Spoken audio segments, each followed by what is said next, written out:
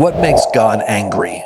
Here you got the ministry of Jesus, patient Jesus, loving Jesus. He'll pray for his enemies even in his crucifixion. Father, forgive them. They don't know what they're doing. You have Jesus not answering a word in his own defense. So when you see the Godhead get angry, you ought to pay attention, because here Jesus is in the ministry of mercy, coming as a sacrificed lamb. This is the anger of the Lamb. And my question is, what makes Jesus angry? And you'll see what makes him angry is hardness of heart. What does that mean? Anytime you see human suffering and you harden your heart, anytime that you see God's goodness on demonstration and you pull back and harden your heart, either one of those is an evidence of something which provokes Jesus. Because when he saw them not rooting for the man who was with the emaciated hand getting healed, it angered him because their hearts were hard and resistant. They go out and conspire on how they could destroy him. Destroy him. You catch that language there? And what is Jesus' response? He withdrew to the sea with his disciples. The main thing I want to point out is that they conspired with the Herodians. In other words, the devil will unify with other devils in order to attack you. There's this principle of unity, that evil somehow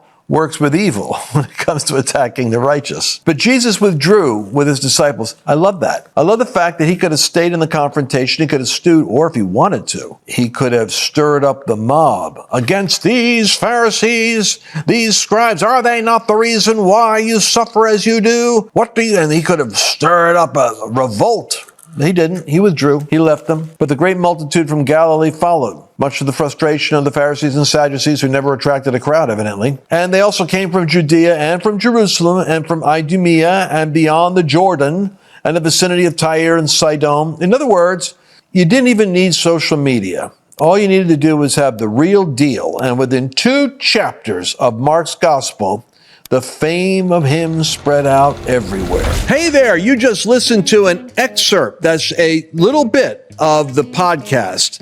So if you want to get the whole thing, because there's a lot more content there, go to lancewallnut.com/podcast. And instead of getting an excerpt, you get the entire message.